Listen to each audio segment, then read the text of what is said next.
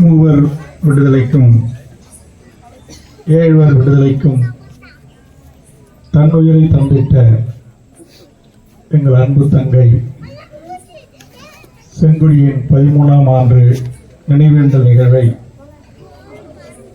அதற்குரிய ஒழுங்கமைப்போடு மிக நேர்த்தியாக தலைமையேற்று நடத்தி கொண்டிருக்கின்ற காஞ்சி மக்கள் மன்றத்தின் தலைமை ஒருங்கிணைப்பாளர் என் அன்பிற்கும் மரியாதைக்குரிய தோழர் மகேஷ் அவர்களே, அவரோடு இணைந்து இந்த காஞ்சி மக்கள் மன்றத்தை மிக சிறப்பாக வழிநடத்தி வருகின்ற தோழர் ஜெர்சி அவர்களே,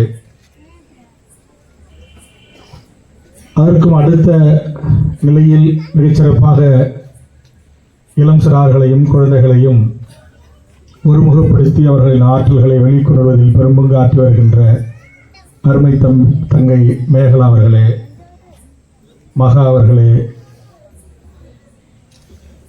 தோழர் மகேஷ் அவர்களுக்கு உற்ற பிள்ளையாய் எல்லா பணிகளிலும் தோளோடு தோள் நிற்கின்ற தம்பி தமிழ் அவர்களே, பாலு அவர்களே, ஏனைய காஞ்சி மக்கள் மன்றத்தின் தோழர்களே,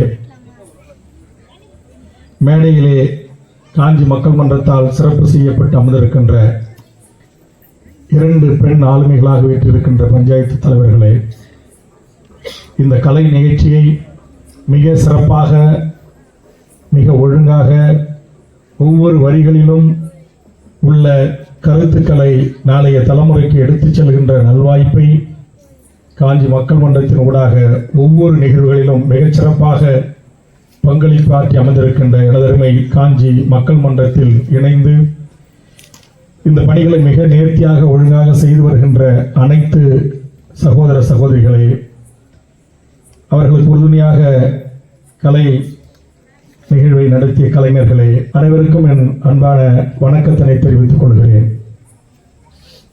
காஞ்சி மக்கள் மன்றம் தோழர் மகேஷ் எப்போதெல்லாம் என்னை அழைக்கிறார்களோ அப்போதெல்லாம் தட்டாமல் இந்த இடத்திற்கு வந்து கொண்டிருக்கிறேன். செங்கொடிக்கு இறுதி மரியாதை செலுத்துகின்ற தருவாயில் நான் இந்த பகுதிக்கு வருகை தந்தேன். அன்றையிலிருந்து இன்று வரை அவர் அழைத்த அத்தனை நிகழ்வுகளிலும் மேதின கூட்டங்களாக இருக்கலாம், பேரணியாக இருக்கலாம், போராட்டங்களாக இருக்கலாம், அத்தனைக்கும் தவறாமல் பங்கெடுத்துக் கொண்டிருக்கிறேன். கட்சி தலைவர் என்று சொன்னார், அதற்கு பிறகு சட்டமன்ற உறுப்பினர் என்று சொன்னார். இந்த இடத்திற்கு வருகின்ற போது நான் சட்டமன்ற உறுப்பினராக இருந்தாலும் வருவேன், இல்லை என்றாலும் வருவேன், நீங்களும் இருந்தாலும் அழைப்பீர்கள், இல்லை என்றாலும் அழைப்பீர்கள். அந்த பாச உணர்வால் கட்டுண்டு கிடக்கிற வேல்முருகன் உங்களோடு இருப்பான். அந்த வகையில் என்னோடு வருகிற அருமை சகோதரர் வேலூர் டாக்டர் சுதாகர், நாங்கள் அவரை வந்து உள்ளே நுழைகின்ற போது மகேஷ் அவர்கள் சொன்னார், நாங்கள் உங்களை தொடர்ந்து இணையதளங்களிலே கண்காணித்து வருகிறேன் என்று. தோழர், நீங்கள் செய்கின்ற இந்த பணி, மக்களுக்கான இந்த பணி ஒரு மகத்தான ஒரு பணி. இங்கே என்னுடைய அருமைக்குரிய நண்பர் வன்னியரசு அவர்கள் குறிப்பிட்டது போல் இந்த நிகழ்வை நான் ஒவ்வொரு நிகழ்ச்சிக்கும் வருகின்ற போது தமிழீழத்தில் எமது தமிழீழ தேசிய தலைவன் மேதகு அண்ணன் பிரபாகரன் அவர்கள் எப்படி மாவீரர் நாளை ஒழுங்கு செய்து ஒழுங்கமைப்போடு கலை நிகழ்ச்சியோடு தமிழீழ கலை பண்பாட்டுத்துறை வடித்தளித்த உணர்ச்சி கவிஞர் ஐயா காசி ஆனந்தன், புதுவை ரத்தினதுரை, அண்ணன் அறிவுமதி போன்ற கவி பெருமக்கள் தமிழீழ மண்ணுக்கு கொடையாக தந்திட்ட பாடல் வரிகள் உச்சரிக்கப்பட்டு அங்கு இது போன்ற கலை நிகழ்ச்சிகளை நடத்தி அந்த உணர்வெழுச்சியோடு அந்த மக்கள் ஒன்று கூடி அங்கு அந்த மாவீரர்களுக்கான வீர வணக்கத்தை செலுத்துவார்கள். அந்த அளவுக்கு மிக ஒழுங்கு செய்யப்பட்ட நேர்த்தியான கட்டுப்பாடு மிக்க ஒழுக்கமிக்க ஒரு நிகழ்வாக இந்த நிகழ்வை தோழர் மகேஷ் அவர்களும் ஜெர்சி அவர்களும் தொடர்ச்சியாக 13 ஆண்டு காலம் செய்து வருகிறார்கள். அதற்காக நெஞ்சார்ந்த நன்றியை நான் உங்களுக்கு தெரிவித்துக் கொள்கிறேன். எல்லாவற்றிற்கும் மேலாக உழைக்கின்ற உண்மையான பாட்டாளி வர்க்கத்தின் பிள்ளைகளும் உண்மையான பாட்டாளி வர்க்கத்தில் இருந்து வந்திருக்கின்ற அடித்தள மக்களுமாகிய இந்த பழங்குடியின மக்கள் இவ்வளவு ஒழுங்கமைப்போடு இவ்வளவு கட்டுப்பாடோடு இங்கு ஒன்று கூடி நிகழ்ச்சியை நிறைவு செய்து நீங்கள் கலையலாம் என்று சொல்லுகின்ற வரையில் ஒரு கட்டுப்பாடு மிக்க ஒரு தலைமைக்கு கீழ் ஒருங்கிணைந்து வந்து அமர்ந்திருக்கின்ற அனைத்து என் பழங்குடி உறவுகளுக்கும் முதலில் என் நெஞ்சார்ந்த நன்றி. நாங்கள் ஆண்ட கட்சிகள் அல்லது ஆண்ட சாதிகள் அல்லது மதத்தின் பெயரால் பெருமை பேசிக் கொள்கின்ற அரசியல் இயக்கங்கள் ஒரு 500 பேரை வைத்து ஒரு கூட்டம் நடத்துவதற்குள் எத்தனை குடிகாரர்கள், இடைச்சல்கள், எத்தனை ஆட்டம் பாட்டம் கொண்டாட்டம், இடையே கேள்விகள், பிரச்சனைகள், காவலர்கள் வர வேண்டும் அல்லது மாநிலம் மாவட்டம் இறங்கி சென்று அவர்களை கட்டுப்படுத்த வேண்டும், மட்டுப்படுத்த வேண்டும். எந்த தேவையும் இல்லாமல் தன் கண்ணசைவில் இந்த அமைப்பை, இந்த நிர்வாகத்தை மிகச்சிறப்பாக ஆளுமை செலுத்துகின்ற எங்கள் ஆண் தாய் ஜெர்சி அவர்களுக்கும் எங்கள் மகேஷ் அவர்களுக்கும் நான் எத்தனை முறை நன்றி சொன்னாலும் தகும். அதற்கு அவர் தாயாக, அதுவும் ஆண் தாயாக என்று நான் குறிப்பிட்டேன். அதற்கு காரணம் அங்கே ஒரு 5-6 குழந்தை செல்வங்கள், இங்கே ஒரு 5-6 குழந்தை செல்வங்கள். மணி 9 நெருங்கிவிட்டது. மகேஷ் எனது அருகில் உட்கார்ந்து கொண்டு கண்ணை தான் அசைத்தார். இங்கே நம் பாலு அவருடைய துணைவியார் அந்த கண்ணசைவுக்கு ஏற்றவாறு தன் அறைக்கு சென்றார். அங்கே அடுக்கி வைக்கப்பட்டிருந்த பிஸ்கட்டுகளை எடுத்து வந்தார். அந்த குழந்தை செல்வங்களுக்கு வழங்கினார். அதிலும் எந்த குழந்தைகளுக்கு வழங்க வேண்டும் என்பதை கூட தன் கண்ணசைவிலேயே தெரிவித்தார். அதை புரிந்து கொள்கின்ற ஆற்றல் மிக என் சகோதரிகள் காஞ்சி மக்கள் மன்றத்துக்கு கிடைத்த மிகப்பெரிய வரம். அது மேகலையாக மேகலையாக இருக்கலாம், மகாவாக இருக்கலாம்.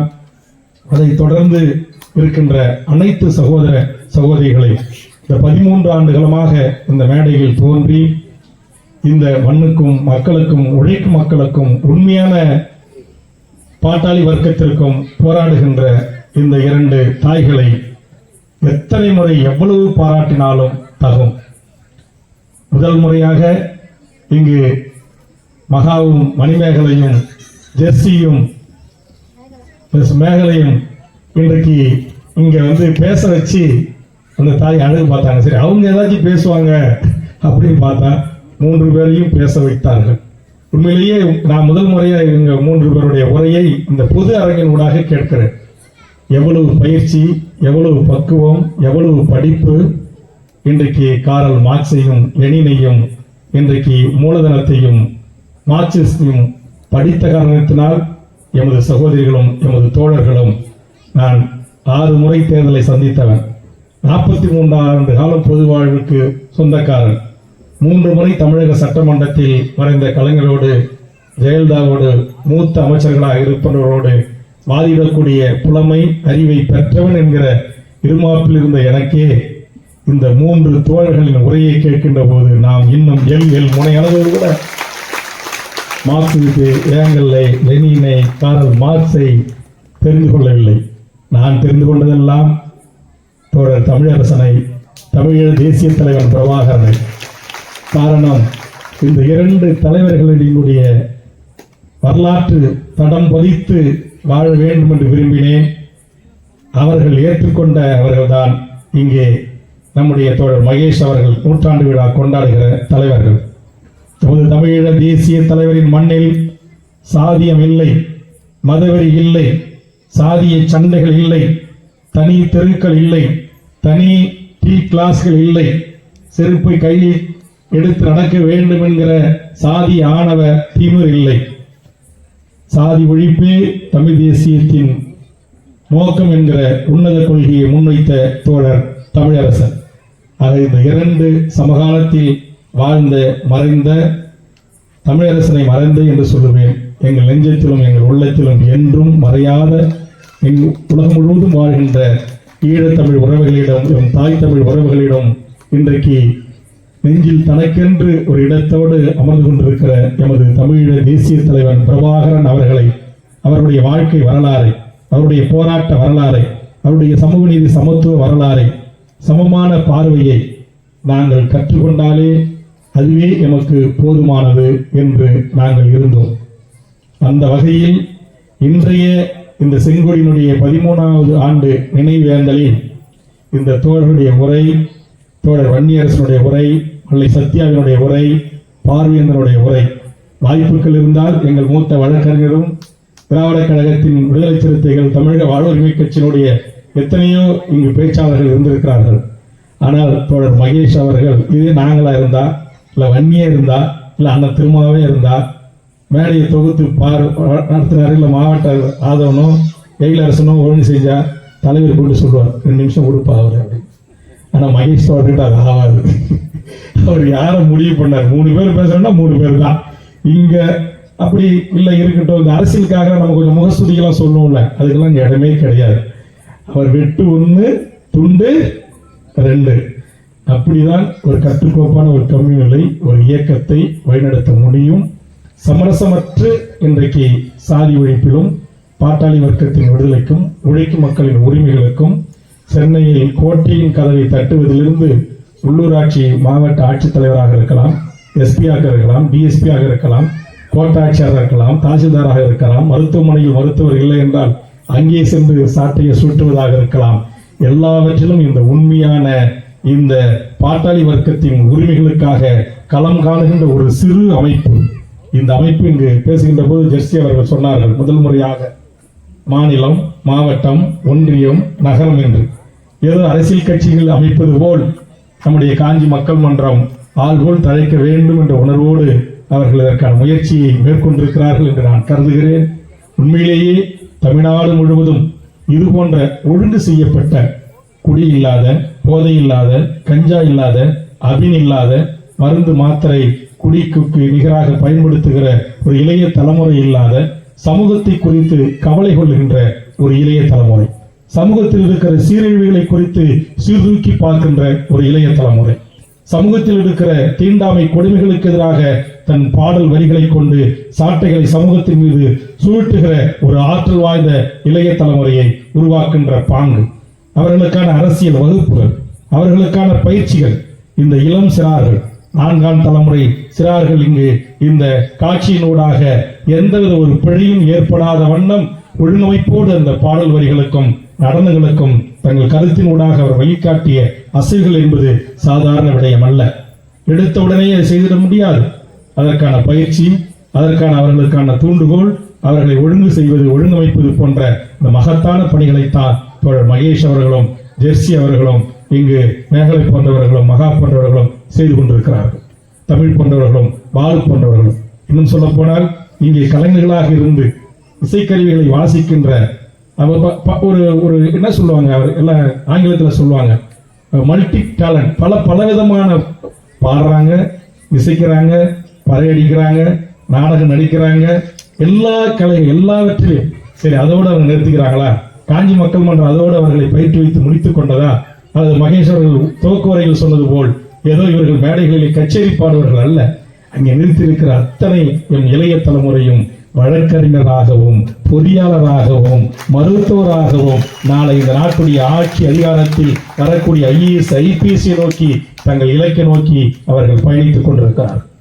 அவருடைய கனவுகளை ஒரு தாயாக இருந்து, சகோதரியாக இருந்து, ஒரு ஆண் தாயாக இருந்து அவர்கள் குறிப்பிடுகின்ற போது சொன்னார்கள், மகேஷ் அவர்களும் ஜெர்சி அவர்களும் திருமணம் செய்து கொள்ளவில்லை. ஆனால் இங்கு நூற்றுக்கணக்கான பிள்ளைகள் அவர்களின் அன்பால் ஈர்க்கப்பட்டு பாசத்தால் கட்டுண்டு கிடக்கிறார்கள். இதை விட வேறு என்ன வேணும்? தன் வயிற்றில் பிறந்ததால் மட்டும் பிள்ளை இல்லை, இவர்கள் அனைவரும் எனக்கு பிள்ளைகள், என் பேர குழந்தைகள், எனது மகன், எனது மகள் என்று ஒரு சின்ன குழந்தைக்கு திப்புக்கு ஏதாச்சும் ஒண்ணுன்னா மகேஷ் அப்படியே துடிச்சிருவாங்க. அதே மாதிரிதான் ஒவ்வொரு குழந்தைக்கும். இன்றைக்கு நான் பார்த்த 13 ஆண்டுகளுக்கு முன்பாக நான் தூக்கிய குழந்தைகள் எல்லாம் இந்த மேடையிலே தோன்றி ஆடுகிறது என்று சொன்னால், பாடுகிறது என்று சொன்னால் எவ்வளவு மகிழ்ச்சியாக இருக்கிறது, எவ்வளவு ஒரு புரியலோடு இருக்கிறார்கள். நான் வந்த அந்த பச்சை குழந்தைகள் என்கிட்ட வந்து வணக்கம் சொல்லி கை கொடுத்து நல்லா இருக்கீங்களான்னு கேட்டேன். நீ என்ன படிக்கிற? நான் 2வது படிக்கிறேன். இன்னொரு குழந்தை வந்து நல்லா இருக்கலான்னு கேட்டுச்சு. நீ என்ன படிக்கிற? நான் 1வது படிக்கிறேன். இன்னொருத்தர் வந்தார், அவருக்கு நீ என்ன படிக்கிற? நான் 5வது படிக்கிறேன். உண்மையிலேயே இது போன்ற எங்களுக்கெல்லாம் நிறைய மன அழுத்தங்கள் இருக்கும், நிறைய பிரச்சனைகள் இருக்கும். கூட வன்னியரசு அவர்கள் குறிப்பிட்டது போல், என்னதான் நான் ஒரு சாதிய வட்டத்துக்குள், ஒரு சாதிய சமூகத்தில் இருந்து தொடங்கப்பட்ட அரசியல் கட்சியில் 2ஆம் கட்ட தலைவராக, இந்த கட்சியின் இணை பொதுச் செயலராக பணியாற்றி, சட்டமன்றத்தின் முன்னரிசு தலைவராக, கொறடாவாக, துணைத் தலைவராக பணியாற்றி, அப்போது கூட நான் ஒரு சமூகத்தின் மோதலுக்கு வித்திடாமல் மிக நிதானமாக என்னுடைய நகர்வுகளை கடலூர் மாவட்டத்தில் ஒருங்கிணைத்து நடத்தியிருந்தாலும் கூட இன்னும் நான் இருந்த இடத்திலிருந்து வந்ததன் விளைவாக இன்னமும் சாதிய ரீதியாகவே பார்க்கப்படுகின்ற பார்வை, அதனால் எமக்கு மறுக்கப்படுகின்ற பல்வேறு மேடைகள், ஊடகங்கள், பத்திரிகைகள், இருட்டடிப்பான செய்திகள். இங்கே வன்னியரசு அவர்களுக்கு தெரியும், பார்வேந்தன் அவர்களுக்கு தெரியும், தமிழ்நாடு விடுதலை படையை நடத்திய தோழர் தமிழரசனுக்கு பிறகு, அவருடைய மறைவுக்கு பிறகு ஆதிக்க அரச பயங்கரவாதம் எங்கெல்லாம் தலைவிரித்தாடுகிறதோ, சிதம்பரம் பத்மினி, புத்தாண்டிக்குப்பம் வசந்தா, குள்ளஞ்சாவடி விருப்புலிங்கம், குள்ளஞ்சாவடி வடலூர் செல்வம் படுகொலை, இப்படி எங்கெல்லாம் காவல்துறை அடக்குமுறைகளை கையாண்டதோ அங்கெல்லாம் தமிழ்நாடு விடுதலை படை அன்று இரண்டாம் கட்ட தலைவர்களாக இருந்து அதை வழிநடத்தியவர்களுக்கு எல்லாமுமாக இருந்து உண்மையான தமிழ் தேசிய போராளிகளாக ஆகிய மிக பிற்படுத்தப்பட்ட சமுதாயத்தைச் சேர்ந்தவர்களும் ஒடுக்கப்பட்ட தாழ்த்தப்பட்ட சமுதாயத்தைச் சேர்ந்தவர்களும் கரங்கோர்த்து கைகோர்த்து நடத்திய தாக்குதல் அத்தனைக்கும் பின்புலமாக இருந்தவர். அவர்களுக்கான மேல்முறையீடு சென்னை உயர்நீதிமன்றம், உச்ச நீதிமன்றமாக இருந்தாலும் வழக்கின் செலவை ஏற்றுக்கொண்டவர். குள்ளஞ்சாவடி காவல் நிலைய தாக்குதலுக்கு பிறகு ஆலப்பக்க முருகேசன் போன்றவர்களை, மாறன் போன்றவர்களை, சுப இளவரசன் போன்றவர்களை, ஜான் பீட்டர் போன்றவர்களை, தடா ஜான் பீட் பல்வேறு போராளிகளை சென்று சிறையில் சந்திப்பதற்கு கூட அவர் உடன் பிறந்தவர்கள் கூட அஞ்சிய போது, காவல்துறை மிரட்டிய போது துணிந்து அந்த தாக்குதலை நடத்திய போராளிகளுக்கு சிறையில் என்ன வேண்டும் என்று தேடி சென்று உதவியவர். உண்மையான தமிழ் தேசியத்தின் பால் ஈர்க்கப்பட்டு அந்த தமிழ்நாடு விடுதலைக்கு படைக்கும் பின்னால் இருந்து இயங்கியவன். ஆனால் இன்னைக்கு யாரோ சொந்தம் கொண்டாடுறான், நாங்க தான் தமிழ் தேசிய போராளி, நாங்க தான் சான்றிதழ் தரணும் அப்படின்றான். ஆனால் உண்மையான போராளிகள் ஏதோ பல்வேறு இடங்களில் மறைக்கப்பட்டும் மறுக்கப்பட்டும் அவர்கள் வம்பு தும்பு வழக்குகளை சுமந்து குடும்பங்களை இழந்து பல்வேறு தியாகங்களை செய்து இன்னும் தமிழ்நாட்டின் பல முனைகளிலே மிகச்சிறந்த ஆளுமைகளாக, நேர்மையாக, தனிமனித ஒழுக்கம் உள்ளவர்களாக உண்மையான தமிழ் தேசிய போராளிகள் களத்தில் இருக்கிறார்கள். ஆனால் இன்றைக்கு தமிழ் தேசிய பேசியவர்கள், பேசிக்கொண்டு இருப்பவர்கள், யூடியூப்களிலே வருகின்ற செய்திகள், பாலியல் செய்திகள், சொந்த கட்சியில் பெண்களுக்கான பாதிப்புகள், இதையெல்லாம் எண்ணுகின்ற போது உண்மையிலேயே வேதனையாக இருக்கிறது. ஆக அந்த அடிப்படையில் தான் தந்தை பெரியாரையும், புரட்சியாளர் அம்பேத்கரையும், காரல் மார்க்ஸையும், ஐயன் திருவள்ளுவரையும் வழிகாட்டி தலைவராக ஏற்றுக்கொண்டு தமிழ்நாட்டில் உண்மையான சமத்துவ சமூக நீதிக்கான ஒரு அரசியல் கட்சியாக தமிழக வாழ்வுரிமை கட்சி அனைத்து மக்களுக்குமான கட்சியாக என்னால் முன்னெடுத்து செல்லப்படுகிறது. ஆனால் எல்லாரோடும் பகைமை பாராட்டால், இங்கே சொன்னாரே அருமைச்சர் நண்பர் வன்னியரசு, இந்த மண்ணின் மக்களில் ஒருவராக இருக்கின்றவர்களை அவர்கள் சார்ந்த மொழி ரீதியாக பிரித்து பேசுவது, அவர்கள் இந்த மண்ணுக்கு இங்கே ரவிச்சந்திரன் வந்திருக்கிறார், அவருடைய பங்களிப்பு, ஈழத்தில் நம் இனம் அழிந்த போது தீக்குளித்து மாண்டவர்களில் 4 இன்றைக்கு சொல்கின்றவர்கள் பேசுகின்ற அந்த தாய்மொழிக்கு சொந்தக்காரர்கள். இந்த மன்னோர் மக்களோடு 2 கலந்து வாழக்கூடியவர்களை அந்நியப்படுத்துவது, பிரித்து பார்ப்பது, மொழி சிறுபான்மை எதிரியாக கூறுகுடி தமிழ் மக்களிடத்தில் நிறுத்துவது, ஆக இந்த அரசியல் எல்லாம் செய்யாமல் தந்தை பெரியாரையும், புரட்சியாளர் அம்பேத்கரையும், காரல் மார்க்ஸையும், சமகாலத்தில் லெனின், ஸ்டாலின் இவர்களை பற்றி எங்களுக்கு தெரியாது, இவர்களுக்கு ஒட்டுமொத்த உருவமாக திகழ்கின்ற என் உயிரினும் மேலான தமிழீழ தேசிய தலைவர் பிரபாகரன் அவர்களின் அந்த ஒழுக்கத்தையும், அந்த கட்டுப்பாட்டையும், அந்த பெண்களுக்கான சம பங்கு எல்லாம் வாயால பேசுவான். ஆனா அந்த தலைவன் தான் பெண்களுக்கு எல்லா இடங்களிலும் சம வாய்ப்புகளை கொடுத்தார், சம பங்களித்தார். அது ராணுவ தளபதியா, பெண் தளபதியா, ஆண் தளபதி, ஆண் தளபதியா, பெண் தளபதி, புலனாய்வு தளபதி ஆனா, புலனாய்வு தளபதி பெண் என்று எல்லா இடங்களிலும் கரும்புலிகளாக அங்கேற்கண்ணி வெடிக்க வேண்டுமா, ரங்கன் வெடிக்க வேண்டுமா, மில்லர் வெடிக்க வேண்டுமா, அடுத்தடுத்த பெண் கரும்புலிகள், உயிர் கொடையில் கூட சமபங்கு பெண்களுக்கு கொடுத்திட்ட இந்த மகத்தான தலைவன். ஆக அந்த தலைவனை படித்து, அந்த தலைவனுடைய விடுதலை போராட்டத்தை உணர்ந்து, இங்கே கூட தமிழீழம் குறித்த ஒரு பாடல் ஒலித்தது, என் கண்களில் நீர் சொரிந்தது. ஒவ்வொரு பாடல்களையும் ஏதோ பாடல்களை கேட்டோம், ரசித்தோம், கைத்தட்டினோம், சென்றோம் என்று இருக்கக்கூடாது. இங்கு பாடப்பட்ட இந்த குழந்தை செல்வங்களால் பாடப்பட்ட அத்தனை பாடல்களிலும் இருக்கின்ற கருத்தாக்கம் என்ன, அவருடைய பொருள் என்ன, இந்த சமூக மாற்றத்திற்கானது, புரிதலுக்கானது, தீரத்தோடும் வீரத்தோடும் உரிமைக்காக, ஒடுக்கப்பட்ட விளிம்புநில மக்களின் வாழ்வுரிமைக்காக களத்தில் நின்று போராட வேண்டும் என்கிற உத்வேகத்தை நம் உள்ளங்களில் விதைக்கின்ற பாடல் வரிகள். ஆக தொடர்ச்சியாக மக்கள் மன்றத்தினுடைய நிகழ்வுகளிலே பங்கெடுக்கின்ற போது உண்மையிலேயே செங்கோடியினுடைய ஈகம் தியாகம் செய்த இந்த நாளில் இது போன்ற ஒரு புத்துணர்ச்சியை பெற்றுக் கொள்வதற்காக நல் வாய்ப்பாகத்தான் இதை நான் பார்க்கிறேன். நான் கூட இதுக்கு வரும்போது எங்கள் கட்சிக்காரங்களுக்கெல்லாம் சொல்லுவேன். ஏன்னா அவன் கொஞ்சம் அவனுக்கு டிஸ்டன்ஸே மெயின்டைன் பண்ணுவான். இங்கே கூட நான் வரும்போது எங்கள் உதவியாளர்கிட்ட சொல்லிட்டு வந்தேன், 13 வருஷம் ஆச்சுப்பா, இங்கே இருக்கிற நம்ம பசங்களை வந்து இதில் கலந்துங்க உட்காருங்க அப்படின்னா இன்னும் ஒட்ட மாட்டேன்றான் அப்படின்னு சொல்கிறேன். அது இன்னும் சாதிய சமூகமாக இருக்கான். இன்னும் அந்த புரிதலுக்கு வரல, ஒரு தெளிவு பெறலை. ஆனால் இது போன்ற நிகழ்ச்சிகளை அவர்கள் காணுகின்ற போது, இங்கு நம்முடைய சகோதர சகோதரிகளுடைய பேச்சுகளை உள்வாங்குகின்ற போது, இந்த இசையினூடாக இவர்கள் இந்த ஆழம் மிக்க கருத்து மிக்க செய்திகளை நமக்கு கடத்துகின்ற போது அதை உள்வாங்கி அவர்கள் என்னோடு கைகோர்க்க மாட்டார்களா, இன்னும் வேகமாக பொது நீரோட்டத்தில் கலந்து பயணிக்க மாட்டார்களா என்ற ஆவலின் அடிப்படையை அழைப்பேன். ஆக அந்த வகையில் இந்த நிகழ்வு மிகச்சிறப்பாக தோழர் அவர்களால் தலைமையேற்று நடத்தப்பட்டிருக்கிறது. பாசிசத்தை பற்றி, பாரதிய ஜனதாவை பற்றி, நரேந்திர மோடியின் ஆட்சி அவலங்களை பற்றி, மதத்தின் பெயரால் மக்களை கொண்டு குவிக்கிற இந்த பாசிச தன்மையை குறித்து விரிவாக பேச வேண்டும் என்ற ஆசை. ஆனால் நேரத்தின் அருமை கருதி அடுத்தடுத்த நிகழ்வுகளிலே இங்கே வன்னியரசும் அதை குறித்து பேசியிருக்கிறார், தோழர்களும் பேசியிருக்கிறார்கள். அதனால் அதை சார்ந்து நான் அதிக நேரம் எடுத்துக்கொள்ளாமல், இது போன்ற காஞ்சி மக்கள் போன்ற இந்த அமைப்பு, அவர்கள் சொன்னார்கள், இரு பெரும் சாதிக்குள், தமிழ் சாதிக்குள் நமக்குள் ஒரு முரண் பகை. ஜெர்சி அவர்கள் பேசுகின்ற போது மிக ஆழமாக அற்புதமாக அவருடைய உரை அமைந்தது. அது இருக்கக்கூடாது என்று சொன்னார்கள். நான் அவர் வழக்கறிஞர் என்று தான் நினைத்துக் கொண்டேன். இப்போதுதான் தெரிகிறது அவர் பேராசிரியர் என்று.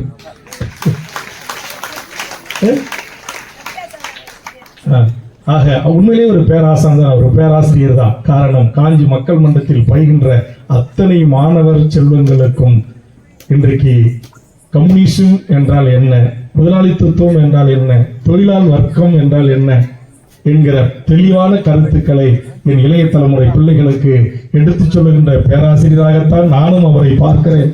இந்த வகையில் ஆனால் எல்லா பேராசிரியருக்கும் மேல இங்க அண்ணன் திருமா வந்திருந்தாலும், நான் வந்திருந்தாலும், அண்ணன் வைகோ வந்திருந்தாலும், அண்ணன் குளத்தூர் மணி வந்திருந்தாலும், எல்லாருக்கும் மேல ஒரு பேராசிரியர் இருப்பாங்க. எல்லாரையும் அதிகாரம் செலுத்தி எல்லாரையும் எந்த நேரத்தில் எப்படி முடிவுக்கு கொண்டு வர வேண்டும் என்கிற பெரும் பேராசிரியர் துறை தலைவர் நம்ம தோழர் மகேஷ் அவர்கள். அது யாராக இருந்தாலும் சொல்லிடுவாங்க, சீட்டு கொடுத்துருவாங்க. எனக்கு இன்னும் கொடுத்துருவாங்கன்னு நினைக்கிறேன். அதனால சொல்லுகிறேன், தோழர் மகேஷ் அவர்களுடைய தலைமையில் ஜெர்சி அவருடைய ஒருங்கிணைப்பில் இது போன்ற ஒரு ஒழுங்குமிக்க அனைத்து உரிமைகள் மறுக்கப்பட்ட அரச பயங்கரவாதத்திற்கு எதிராக, அரசு அடக்குமுறைக்கு எதிராக ஒரு ஏழை மக்களுக்கு ஒரு பிரச்சனை. அன்னைக்கு ஜெர்சி மகேஸ்வரன் என்னை வந்து சந்திச்சாங்க. ஒரு பெரிய ஏதோ ஒரு மனு கொடுப்பாங்க, 2 மனு கொடுப்பாங்கன்னு பார்த்தேன். பல மனுக்கள் இருந்துச்சு. எல்லாம் இங்கே வந்திருக்கின்ற உண்மையான இந்த உழைக்கும் மக்களுக்கான பிரச்சனைகளை குறித்து. ஆக அது சமூகத்தின் மீது மக்களை நேசிக்கின்ற, மண்ணை நேசிக்கின்ற, அவர்களின் வாழ்வுரிமையை நேசிக்கின்ற இது போன்ற ஆளுமைகள், இது போன்ற தலைமைகள் கிடைத்திருப்பது அரிது. இதை சரியாக பயன்படுத்திக் கொண்டு அவர்கள் முன்னெடுக்கிற அத்தனை நிகழ்வுகளிலும் எனதருமை உண்மையான இந்த உழைக்கும் வர்க்கம் உறுதுணையாக இருந்து தமிழ்நாடு முழுவதும் இது மிகச்சிறப்பாக பரவ வேண்டும். இது போன்ற ஒழுங்கமைப்பு அமைக்கப்பட்ட அமைப்புகள், இயக்கங்கள் வலுப்பெற்றால்தான் ஆதிக்க சனாதன சக்திகளை நாம் எதிர்கொள்ள முடியும், அவர்களை வீழ்த்த முடியும். அவர்கள் RSS பரிவார கும்பல் என்கிற ஒழுங்கமைக்கப்பட்ட ஒரு இயக்கமாகவே கோடிக்கணக்கான ரூபாய்களை கொட்டி இறைத்து அவர்கள் ஒரு ஒழுங்கமைக்கப்பட்ட ஒரு படையை உருவாக்கி வருகிறார்கள். அது போன்றவர்களை நாம் எதிர்கொள்ள வேண்டும். கருத்தியல் ரீதியா, கொள்கை ரீதியா, சித்தாந்த ரீதியா என்றால் இது போன்ற ஒழுங்கமைக்கப்பட்ட காஞ்சி மக்கள் மன்றங்கள் தமிழ்நாடு முழுவதும் பரவ வேண்டும் என்று வாழ்த்தி இந்த நல்வாய்ப்பை, அதாவது எப்போது எனக்கு வந்து அஞ்சலி செலுத்துவதற்கு அது மாவீரர் நாளுக்கா இருந்தாலும் இதற்கு அழைக்கப்பட்டாலும் எனக்கு அந்த வாய்ப்பை தோழர் மகேஷ் அவர்களும் காஞ்சி மக்கள் மன்றம் தரும். அதை கூட ஒரு கம்யூனில கூட்டி அதை ஒரு ஜனநாயக ரீதியாக ஒப்புதலை பெற்று அதையும் நடைமுறைப்படுத்துவார் நம்முடைய தோழர் மகேஷ் அவர்கள். அந்த வகையில் இந்த 7 விடுதலைக்கும் 3 தூக்கு கயிறை அறுப்பதற்கும் தமிழ்நாட்டின் ஒரு மாபெரும் மக்கள் புரட்சி, மக்கள் எழுச்சி வருவதற்கும் தன்னுயிர் தந்திட்ட எங்கள் அன்பு சகோதரி செங்கொடிக்கு என் வீர வணக்கத்தை செலுத்தி வாய்ப்புக்கு நன்றி கூறி நிறைவு செய்கிறேன். நன்றி, வணக்கம்.